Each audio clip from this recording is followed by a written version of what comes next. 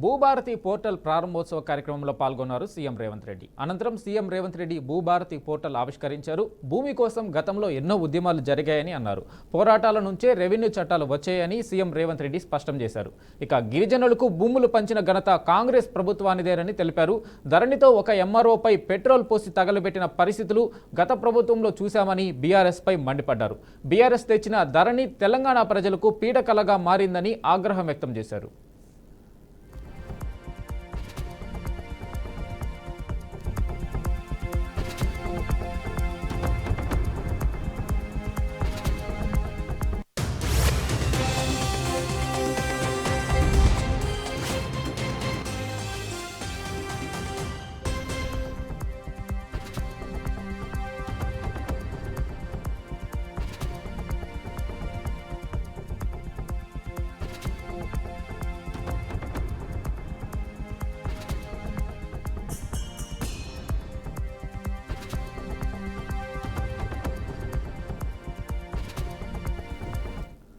Bhubharati portal ప్రారంభోత్సవ కార్యక్రమంలో పాల్గొన్నారు సీఎం రేవంత్ రెడ్డి. అనంతరం సీఎం రేవంత్ రెడ్డి భూభారతి పోర్టల్ ఆవిష్కరించారు. భూమి కోసం గతంలో ఎన్నో ఉద్యమాలు జరిగాయని అన్నారు. పోరాటాల నుంచే రెవెన్యూ చట్టాలు వచ్చాయని సీఎం రేవంత్ రెడ్డి స్పష్టం చేశారు. ఇక గిరిజనులకు భూములు పంచిన ఘనత కాంగ్రెస్ ప్రభుత్వానిదేనని తెలిపారు. ధరణితో ఒక ఎంఆర్ఓపై పెట్రోల్ పోసి తగలబెట్టిన పరిస్థితులు గత ప్రభుత్వంలో చూశామని బీఆర్ఎస్ పై మండిపడ్డారు. బీఆర్ఎస్ తెచ్చిన ధరణి తెలంగాణ ప్రజలకు పీడకలగా మారిందని ఆగ్రహం వ్యక్తం చేశారు.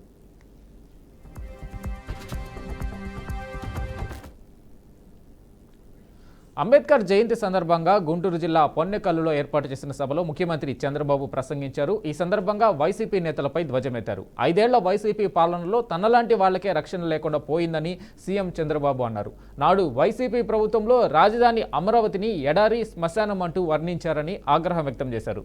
రాజధానిని ధ్వంసం చేసి పైశాచిక ఆనందం పొందారని ఫైర్ అయ్యారు. చరిత్రలో ఎప్పుడూ చూడని రాజకీయం 2019-24 మధ్య చూశానని అన్నారు. తనలాంటి వాళ్లు కూడా బయటకు రాని పరిస్థితి ఉండేదని పేర్కొన్నారు. 10 నెలల్లోనే ఎవరూ ఊహించని విధంగా రాష్ట్రంలో అభివృద్ధి పనులు చేశామని అన్నారు. అందరం స్వేచ్ఛగా ఉన్నామంటూ అందుకు కారణం రాజ్యాంగాన్ని రాసిన అంబేద్కరే అని తెలిపారు. ప్రజాస్వామ్యానికి దిశ కల్పించిన వ్యక్తి అంబేద్కర్ అని, ఆయన ఏ ఒక్కరి వారో కాదు అందరి వాడని తెలిపారు.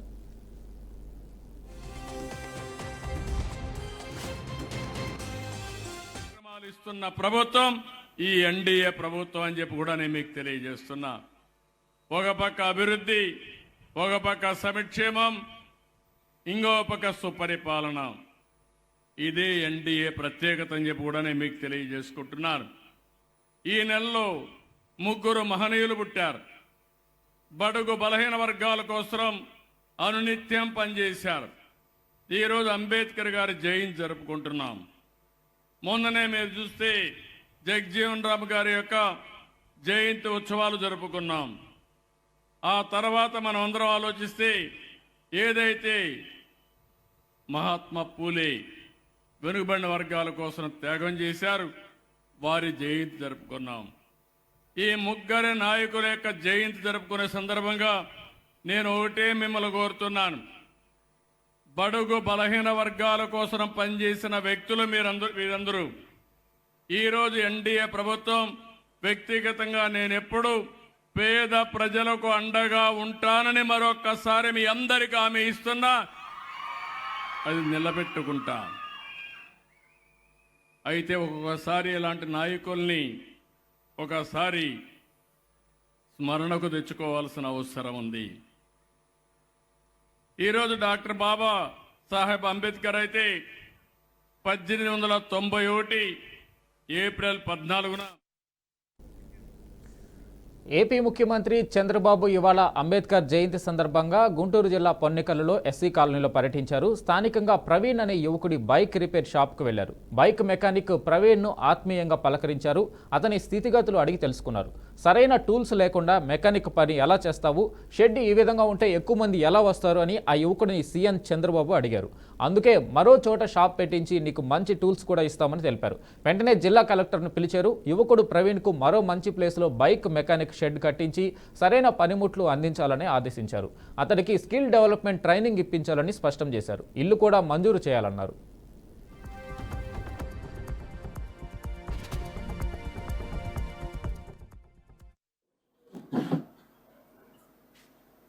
అంబేద్కర్ ఈరోజు జన్మదినోత్సవం అవును సార్. జయంతి కాబట్టి నేను వెళ్ళి ఓకే. సండేస్ మీ ఇంటికి వచ్చా. అతనే చేస్తాను. అలాగే మరో నిరుపేద కుటుంబానికి చెందిన ఓ దళిత యువతి తన దీన స్థితిని వివరిస్తూ ముఖ్యమంత్రి చంద్రబాబు ఎదుట కన్నీటి పర్యంతమవగా ఆయన తక్షణమే స్పందించి ఆమెకు ఉజ్వల భవిష్యత్తును అందిస్తానని భరోసా ఇచ్చారు. మెరుగైన శిక్షణ ఇప్పించి క్లౌడ్ ఇంజనీర్ను చేస్తానని, సొంత ఇంటి కలను కూడా నెరవేరుస్తానని హామీ ఇచ్చారు. అందుకే ఈరోజు ఒక శుభదినం. రామ్మా రా, కూర్చో. తిరుమలలో వ్యవస్థలు దెబ్బతిన్నాయని, అపవిత్రమైన కార్యక్రమాలు జరుగుతున్నాయని గతంలో సీఎం చంద్రబాబు తమ దృష్టికి తీసుకొచ్చారని టీటీడీ ఈవో చెప్పారు. ఈ సందర్భంగా టీటీడీ ఈవో శ్యామలరావు తిరుమలలో జరుగుతున్న పరిణామాలపై మాట్లాడారు. దళారులపై పోలీసు, విజిలెన్స్ విభాగం నుంచి చర్యలు తీసుకున్నామని పేర్కొన్నారు. ఆవు నెయ్యి కల్తీ విషయం అందరికీ తెలిసిందేనని అన్నారు. ఏఆర్ డైరీని బ్లాక్ లిస్టులో పెట్టామని తెలిపారు. సిట్ విచారణలో ఎవరి నుంచి ఎవరికి నెయ్యి సరఫరా అయిందో వివరాలు సేకరిస్తున్నారని స్పష్టం చేశారు. సప్లై చేయలేదు. ఆవు నెయ్యి కల్తీ మీకు అందరికీ తెలిసిందే. ఆవు నెయ్యిలో యానిమల్ ఫ్యాట్స్, వెజిటబుల్ ఫ్యాట్స్ జరిగాయి అనేది రిపోర్ట్లో స్పష్టంగా ఉంది. ఎన్డీడీబీ రిపోర్ట్స్ 4 రిపోర్ట్లు వచ్చాయి. దాని మీద ఏఆర్ డైరీని బ్లాక్ లిస్ట్లో పెట్టాము. ఏఆర్ డైరీ వారు తమ స్వయంగా ఏఆర్ డైరీ వాళ్ళు తమ స్వయంగా సప్లై చేయలేదు. వాళ్ళు వైష్ణవి డైరీ నుంచి తీసుకున్నారు. వైష్ణవి డైరీ బోలే బాబా డైరీ నుంచి తీసుకున్నారు. ఇవన్నీ కూడా సిట్ ఎంక్వైరీలో కూడా జరుగుతున్నాయి. అలాగే ఇప్పటికే ఇద్దరు అధికారుల మీద, టీటీడీ ఎంప్లాయీస్ మీద ప్రాసిక్యూషన్ శాంక్షన్ అడిగారు. విత్ ఎవిడెన్స్ పెట్టారు. ఎవిడెన్స్ కూడా కరెక్ట్గానే ఉంది. వాటి మీద కూడా ప్రాసిక్యూషన్ శాంక్షన్ కూడా ఇవ్వడం జరుగుతుంది. ఇది ఎందుకు జరిగింది? 320 రూపాయలకి మరి నెయ్యి వస్తుందా? స్వచ్ఛమైన ఆవు నెయ్యి దొరుకుతుందా 320 రూపాయలకి? అవి చూసుకోవద్దా? క్వాలిటీ కంట్రోల్ వ్యవస్థ పెట్టుకోవద్దా? నాణ్యత పరీక్షించుకోవడానికి 80 లక్షల ఎక్విప్మెంట్ మనం కొనుక్కోలేమా? టీటీడీలో ఏ డోనర్ని అడిగినా ఇస్తాడు. ఎన్డీడీబీ వాళ్ళు ఇప్పుడు డొనేట్ చేశారు, మా దగ్గర ఉంది. పోనీ మన దగ్గర లేదు. అలాంటప్పుడు బయట నుంచి అట్లీస్ట్ వెళ్ళి ఎక్కడన్నా టెస్ట్ చేయించుకోవచ్చు కదా మన దగ్గర లేకపోతే.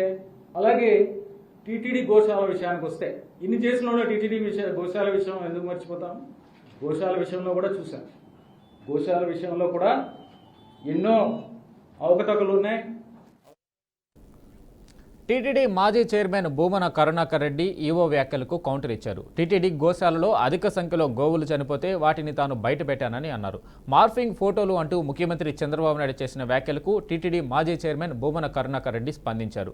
టీటీడీ గోశాలలో గోవుల మృతికి సంబంధించి తాను చూపిన ఫోటోలు మార్ఫింగ్ చేసినవి కాదని, తాను ఏవైతే వ్యాఖ్యలు చేశానో, ఏమైతే చూపానో వాటికి కట్టుబడి ఉన్నానని స్పష్టం చేశారు. తాను చెప్పింది అబద్ధమైతే ఎలాంటి విచారణకైనా సిద్ధమేనని భూమన ఛాలెంజ్ చేశారు. గోవుల మృతిపై ఎట్టకేలకు టీటీడీ ఈవో, చైర్మన్లు నిజాన్ని ఒప్పుకున్నారని, వెంటనే ఈవోను సస్పెండ్ చేసి చైర్మన్ను తొలగించాలని భూమన డిమాండ్ చేశారు.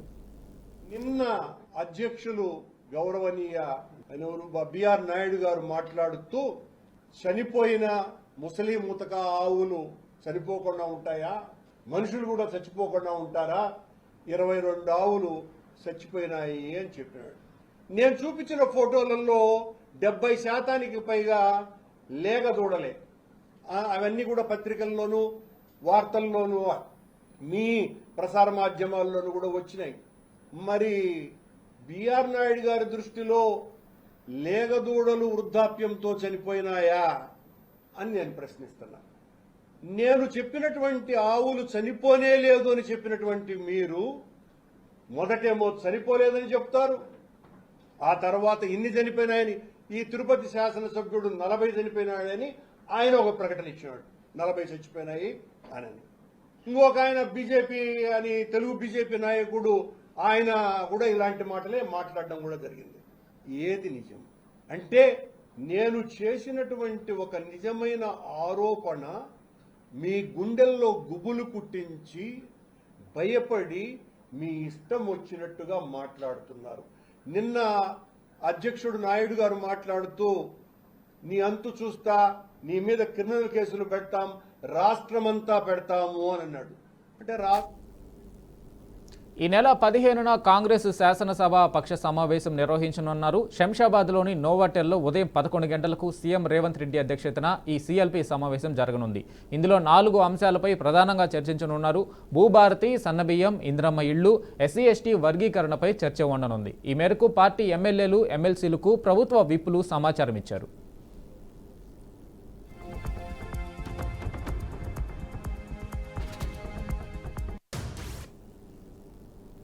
కేసీఆర్, కేటీఆర్ పగటి కళలు మానుకోవాలని పీసీసీ చీఫ్ మహేష్ కుమార్ గౌడ్ హెచ్చరించారు. కాంగ్రెస్ ప్రభుత్వం చేస్తున్న అభివృద్ధిని బీఆర్ఎస్ నేతలు ఓర్వలేకపోతున్నారని మండిపడ్డారు. సన్నబియ్యం గురించి మాట్లాడే అర్హత బీఆర్ఎస్ నేతలకు లేదన్నారు.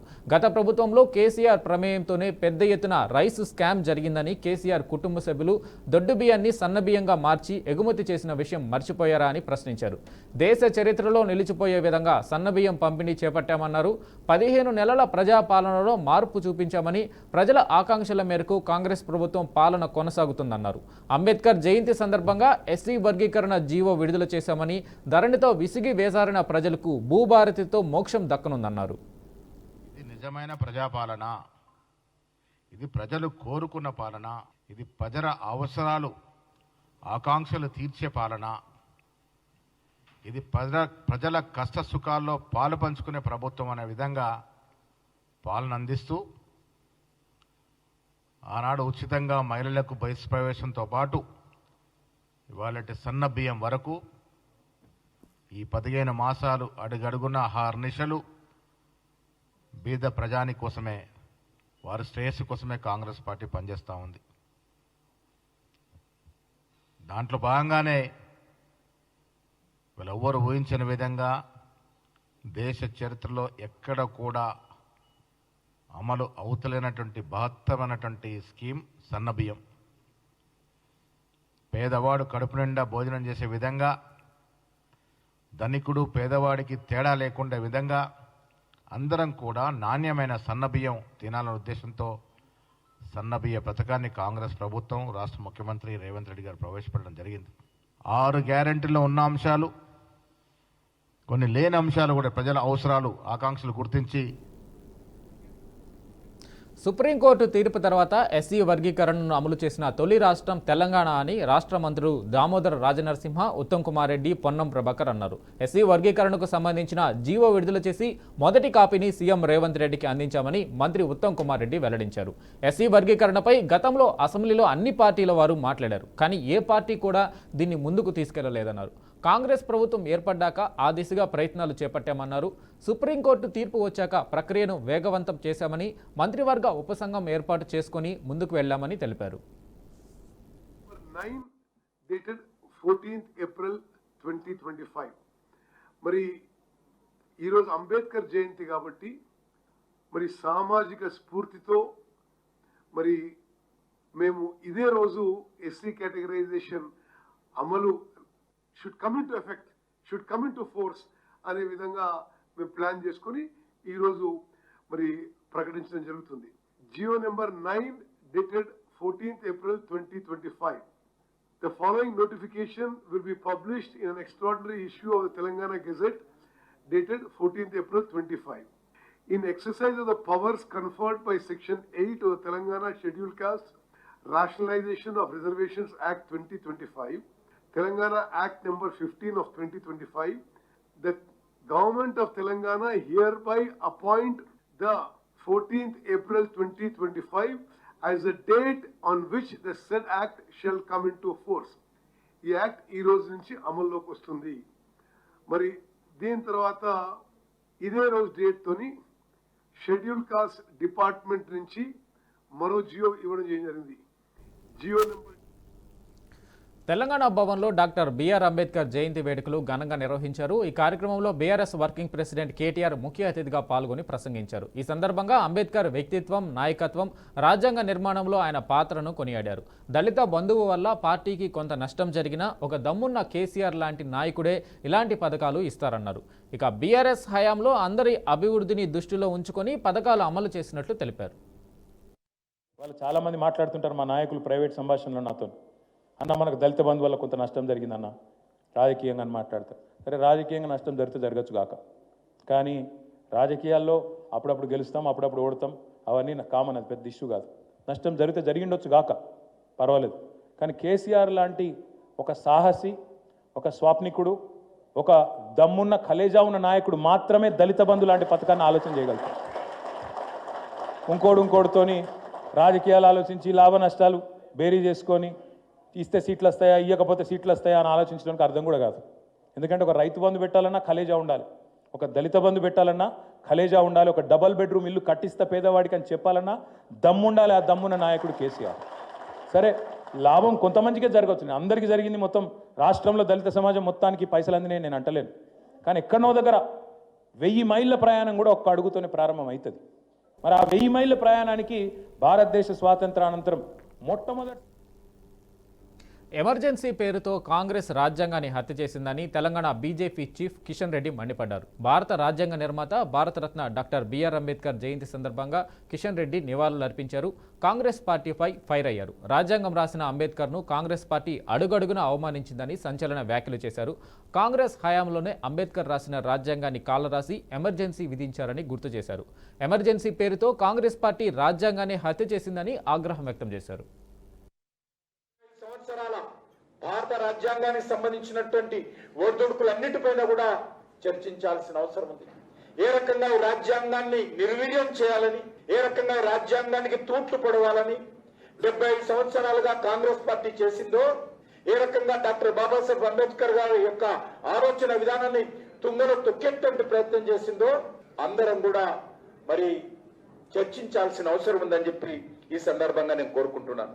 మనకందరికీ తెలుసు, రాజ్యాంగ రూపకల్పైనటువంటి డాక్టర్ బాబాసాహెబ్ అంబేద్కర్ ను అడుగున ఏ రకంగా అవమానం చేస్తుందో పెద్దలు చెప్పారు. కాంగ్రెస్ పార్టీకి రిజర్వేషన్స్ ఇచ్చేటువంటి ఆలోచన నచ్చలేదు నెహ్రూ గారికి. బహిరంగంగా ఆయన ముఖ్యమంత్రులకు ఉత్తరం రాశాడు, ఈ రిజర్వేషన్ అమలు చేస్తే ఇబ్బందులు వస్తాయని నెహ్రూ గారు. ఆ కోపంతో డాక్టర్ బాబాసాహెబ్ అంబేద్కర్ రాజ్యాంగ నిర్మాతగా ఆయన ఆ రోజు నేతృత్వం వహించి రిజర్వేషన్ పెట్టినందుకు నెహ్రూ గారు కోపం వచ్చి ఆయనను అడుగున అడ్డుకునేటువంటి ప్రయత్నం చేశారు. మంత్రిగా, న్యాయశాఖ మంత్రిగా ఉంటే ఆయన మంత్రిగా పోయే విధంగా అనేక రకాలుగా అవమానం చేశారు. చివరకు పార్లమెంట్ సభ్యుడిగా పోటీ చేస్తే ఓడించేటువంటి ప్రయత్నం చేయడమే కాదు, ప్రధానమంత్రిగా ఉన్నటువంటి నెహ్రూ స్వయంగా వచ్చి ఆయన్ని కాంగ్రెస్ తీరు చూస్తుంటే చంపినోడే సంతాపం పెట్టినట్లుగా ఉందని కేంద్ర హోంశాఖ సహాయ మంత్రి బండి సంజయ్ కుమార్ తీవ్ర విమర్శలు చేశారు. అంబేద్కర్ను అడుగడుగున అవమానించిందే కాంగ్రెస్ అని, ఆయనపై కుట్ర చేసి 2 సార్లు ఓడించిందే కాంగ్రెస్ అని మండిపడ్డారు. అంబేద్కర్కి భారతరత్న ఇవ్వకుండా అవమానించడమే కాకుండా ఆయనను ఓడించిన వ్యక్తికి పద్మభూషణ్ ప్రదానం చేసిందే కాంగ్రెస్ పార్టీ అని ఫైర్ అయ్యారు. అలాంటి పార్టీ ఇవాళ అంబేద్కర్ జయంతిని పండుగలా నిర్వహించాలనడం సిగ్గుచేటని, తక్షణమే బడుగు బలహీన వర్గాల ప్రజలందరికీ కాంగ్రెస్ పార్టీ క్షమాపణ చెప్పాలని డిమాండ్ చేశారు. పార్లమెంటులో రిజర్వేషన్ల విధానాన్ని వ్యతిరేకించిన పార్టీ కాంగ్రెస్ అన్నారు. అంబేద్కర్ వ్యతిరేకిస్తూ ఇవాళ కాంగ్రెస్ పార్టీ వ్యవహారం ఎట్లుందంటే చంపిన వాళ్ళే సంతాప సభ పెట్టడం తీరున్నది. ఇవాళ రాష్ట్ర వ్యాప్తంగా ఘనంగా నిర్వహించాలి. ఘనంగా కాంగ్రెస్ పార్టీ ఇప్పటికైనా క్షమాపణలు చెప్పాలి. బడుగు బలహీన వర్గాలకు క్షమాపణ చెప్పాలి కాంగ్రెస్ పార్టీ. ఇన్ని సంవత్సరాలు బాబాసాహెబ్ అంబేద్కర్ అవమానపరిచింది కాంగ్రెస్ పార్టీ. ఇవాళ ఎన్నికల్లో ఓడగొట్టింది కాంగ్రెస్ పార్టీ, కమ్యూనిస్టు పార్టీతో కలిసి. ఓడగొట్టిన వ్యక్తికి పద్మ విభూషణ్ ఇచ్చింది కాంగ్రెస్ పార్టీ. ఇవాళ డూబ్ గాంధీలకు, ఇందిరాగాంధీ, రాజీవ్ గాంధీలకు భారతరత్న ఇచ్చుకున్నారు తప్ప రాజ్యాంగ ప్రధానమైనటువంటి బాబాసాహెబ్ అంబేద్కర్కి ఎప్పుడు కూడా భారతరత్న ఇవ్వాలని చెప్పి కోరుకోని పార్టీ కాంగ్రెస్ పార్టీ. ఎప్పుడు కోరుకోవాలి కాంగ్రెస్ పార్టీ భారతరత్న ఇవ్వాలని చెప్పని. ఇవాళ అడిగారు కూడా అవమానపరిచే పార్టీ ఇలా కాంగ్రెస్ పార్టీ. ఏ రోజు బాబాసాహెబ్ అంబేద్కర్ ఆలోచన విధానాన్ని కాంగ్రెస్ పార్టీ సమర్థించలే. నెహ్రూ కాలం నుంచి రాజీవ్ గాంధీ వరకు కూడా పార్లమెంట్లో, సాక్షాత్తు పార్లమెంట్లో రిజర్వేషన్ విధానాన్ని వ్యతిరేకించిన పార్టీ కాంగ్రెస్ పార్టీ. కాబట్టి ఇన్ని విధాలుగా అవమానపరిచిన కాంగ్రెస్ పార్టీ ఇలా మొసలి కన్నీరు గారుస్తూ వాళ్ళ ఘనంగా నిర్వహించాలని చెప్పి వాళ్ళు చెప్పడం నిజంగా విడ్డూరం ఇది. కాబట్టి వాస్తవ విషయాలను వాళ్ళ సమాజానికి చెప్పాలన్న ఉద్దేశంతో, బాబాసాహెబ్ అంబేద్కర్ స్ఫూర్తిదాయకంగా తరతరాలు గుర్తుంచుకోవాలనే ఉద్దేశంతో భారతీయ జనతా పార్టీ 13వ తారీఖు నుంచి 25వ తారీఖు వరకు కూడా వాళ్ళ సామాజిక సమరసత దినం పేరుతోని అంబేద్కర్ గారి యొక్క జయంతి కార్యక్రమం నిర్వహిస్తున్న విషయాన్ని మనం గుర్తుంచుకోవాలి. ఏ రోజు కూడా భారతీయ జనతా పార్టీ ఒక్కరోజు సమావేశం పెట్టి, ఒక్కరోజు ర్యాలీ నిర్వహించి అంబేద్కర్ భారత రాజ్యాంగ రూపకర్త భారతరత్న అవార్డు గ్రహీత డాక్టర్ బిఆర్ అంబేద్కర్ 134వ జయంతి వేడుకలు ఘనంగా జరుగుతున్నాయి. ఢిల్లీలోని పార్లమెంట్ ఆవరణలో ఏర్పాటు చేసిన అంబేద్కర్ జయంతి వేడుకలకు అధికార ప్రతిపక్షాల నేతలతో పాటు రాష్ట్రపతి ద్రౌపది ముర్ము, ఉపరాష్ట్రపతి జగదీప్ ధన్ఖడ్, భారత ప్రధాని మోడీ, లోక్సభ స్పీకర్ ఓం బిర్లాలు పాల్గొన్నారు.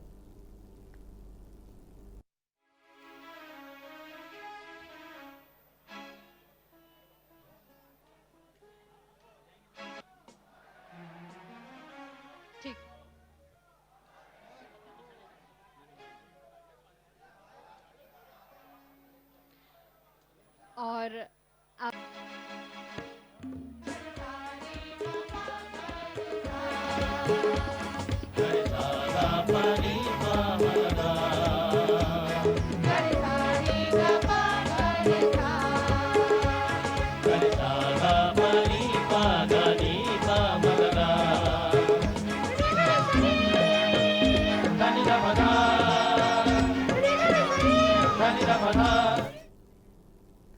భారత ప్రధాని నరేంద్ర మోడీ మొట్టమొదటిసారి కాంచగాచోబౌలి భూముల వివాదంపై స్పందించారు. హర్యానా రాష్ట్రంలో పర్యటిస్తున్న మోడీ సీఎం నాయబ్ సింగ్ సైనితో కలిసి పలు అభివృద్ధి పనులకు శంకుస్థాపన చేశారు. బహిరంగ సమావేశంలో ఆయన మాట్లాడుతూ కాంగ్రెస్ ప్రభుత్వాలపై విమర్శలు చేశారు. మాకు రాజకీయాలు అధికారం కోసం కాదు, సేవ కోసం ఒక మాధ్యమం. అందుకే బీజేపీ చెప్పినట్లే చేస్తుంది. కాంగ్రెస్ పాలిత రాష్ట్రంలో ఏం జరుగుతుంది అక్కడి ప్రజలకు తెలుసు. వారు దేశ ప్రజలకు ద్రోహం చేస్తున్నారని మండిపడ్డారు. కర్ణాటక రాష్ట్రంలో ప్రస్తుతం ప్రతి వస్తువు ఖరీదుగా మారిపోయింది. తెలంగాణలో కాంగ్రెస్ ప్రభుత్వం అడవులపై బుల్డోజర్లను నడుపుతుందన్నారు. కేంద్ర ప్రభుత్వం పర్యావరణాన్ని కాపాడుతూ వస్తుంటే కాంగ్రెస్ ప్రభుత్వం మాత్రం అటవీ సంపదను సర్వనాశనం చేస్తూ అడవులపై బుల్డోజర్లు నడపడంలో బిజీగా మారిందంటూ హెచ్సియు భూముల వ్యవహారంపై ప్రధాని మోడీ సంచలన వ్యాఖ్యలు చేశారు. लेकिन कांग्रेस शासित राज्यों में क्या हो रहा है? जनता से पूरा विश्वासघात। पड़ोस में देखिए, हिमाचल में जनता कितनी परेशान है। विकास के, जन कल्याण के सारे काम ठप पड़े हैं। कर्नाटका में बिजली से लेकर दूध तक, बस किराए से लेकर बीज तक हर चीज महंगी हो रही है। मैं सोशल मीडिया पर देख रहा था, कर्नाटका में कांग्रेस सरकार ने जो महंगाई बढ़ाई है, भांति भांति के टैक्स लगाए हैं, सोशल मीडिया में लोगों ने बड़ा आर्टिकुलेट किया है और उन्होंने कहा है, और ए टू जेड पूरी एबीसीडी और हर अक्षर के साथ कैसे कैसे उन्होंने टैक्स बढ़ाए उसका ए टू जेड पूरा लिस्ट बना करके ये कर्नाटक की कांग्रेस सरकार की पोल खोल के रखी है। खुद वहां के मुख्यमंत्री के करीबी कहते हैं कि कांग्रेस ने कर्नाटका को करप्शन में नंबर 1 बना दिया। साथियों, तेलंगाना की कांग्रेस सरकार भी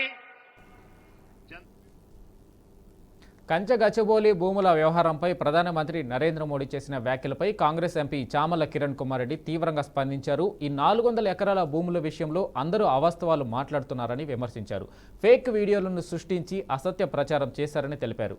ఏఐ వీడియోలు సృష్టించిన వారిపై హైకోర్టులో కేసు వేయడంతో వాటిని తొలగించారని పేర్కొన్నారు. ఇప్పుడు ప్రధాని నరేంద్ర మోడీ హర్యానా ప్రజలను తప్పుదోవ పట్టిస్తున్నారని ఆరోపించారు. తెలియని సమాచారంతో ఆయన మాట్లాడడం సరికాదన్నారు. తెలంగాణలో కాంగ్రెస్ ప్రభుత్వం చేపడుతున్న పథకాలను ప్రధాని తన కార్యాలయం ద్వారా తెలుసుకున్న తర్వాత మాట్లాడాలని సూచించారు.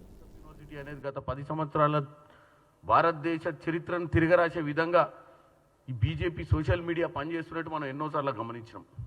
మరి దాంట్లోనే భాగంగా ఇవాళ జరుగుతున్నటువంటి ఆ వీడియోస్ ఏవైతే బిఫోర్ ఆఫ్టర్ వీడియో ఈయన కూడా చూసి ఆయన కూడా బుట్టలు పడ్డట్టు కనపడుతుంది.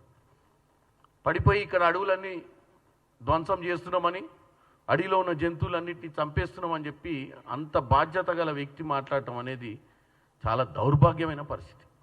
వాస్తవంగా ఈ భూమి గురించి తెలంగాణ ప్రజలకు ముఖ్యంగా ఇప్పటికి 4-5 సార్లు నేను ప్రెస్ మీట్ పెట్టినాం. ఈ భూమి ఎక్కడి నుంచి వచ్చింది, ఈ భూమి ఎట్లా ట్రాన్స్ఫర్ అయింది, అవన్నీ మళ్ళీ చెప్పాల్సిన అవసరం లేదు. కానీ ముఖ్యంగా ఈరోజు నరేంద్ర మోడీ గారు మాట్లాడిన తర్వాత ఈ ప్రచారాన్ని తిప్పికొట్టాల్సి, ఈ చెడు ప్రచారాన్ని తిప్పికొట్టాల్సి.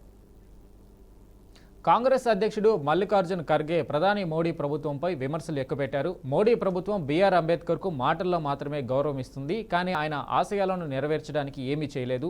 బీజేపీ, ఆర్ఎస్ఎస్ రాజ్యాంగ రూపకర్త అయిన అంబేద్కర్కు శత్రువులు అని తీవ్రస్థాయిలో ఆరోపణలు చేశారు. అంబేద్కర్ పట్ల కాంగ్రెస్ వ్యవహరించిన తీరుపై ప్రధాని నరేంద్ర మోడీ చేసిన విమర్శలకు బదులిచ్చారు. 1952 ఎన్నికలలో తన ఓటమికి ఎస్ఏ డాంగే వీడి సావర్కర్ కారణమని అంబేద్కర్ రాసిన లేఖను గుర్తు చేశారు. దేశవ్యాప్తంగా కులగణనతో పాటు ప్రైవేటు విద్యా సంస్థల్లో ఎస్సీ, ఎస్టీ, ఓబీసీలకు రిజర్వేషన్లు అమలు చేయాల్సిన అవసరాన్ని ప్రస్తావించారు. పౌరులకు సామాజిక, ఆర్థిక, రాజకీయ న్యాయం కల్పించే హక్కు రాజ్యాంగం అంబేద్కర్ ఇచ్చిన బహుమతి అని అన్నారు. అందులో భాగంగానే సామాజిక న్యాయంపై ఏఐసిసి సెషన్లో చర్చిస్తున్నట్లు చెప్పారు. लेकिन इन्होंने क्या किया, आप बोल रहे डिफीट हो गए, किनके वजह से डिफीट हो गए? बाबा साहब खुद अपने लेटर में कहते हैं 18/1/1852 में बाबा साहब अंबेडकर ने ये कहा कि देखिए ये जो इनको हराया गया इसके बारे में वो बाबा साहब अंबेडकर कहते हैं कि एक तो प्लॉट था डांगे का. రష్యా ఉక్రెయిన్ యుద్ధం మరోసారి భీకరంగా కొనసాగుతుంది. రెండు దేశాలు ఒకరిపై ఒకరు అటాక్ చేసుకోవడానికి ఏమాత్రం వెనకాడడం లేదు. ఈ నేపథ్యంలోనే అమెరికా అధ్యక్షుడు డొనాల్డ్ ట్రంప్కు ఉక్రెయిన్ అధ్యక్షుడు జెలెన్స్కీ కీలక విజ్ఞప్తి చేశారు. దయచేసి ఒకసారి ఉక్రెయిన్ రావాలని సూచించారు. యుద్ధంలో దెబ్బతిన్న ప్రాంతాలను సందర్శించాలని ఆహ్వానించారు. రష్యా దాడి వల్ల కలిగిన విధ్వంసాన్ని అర్థం చేసుకోవడానికి ఉక్రెయిన్ పర్యటన ఎంతో అవసరమని తెలిపారు.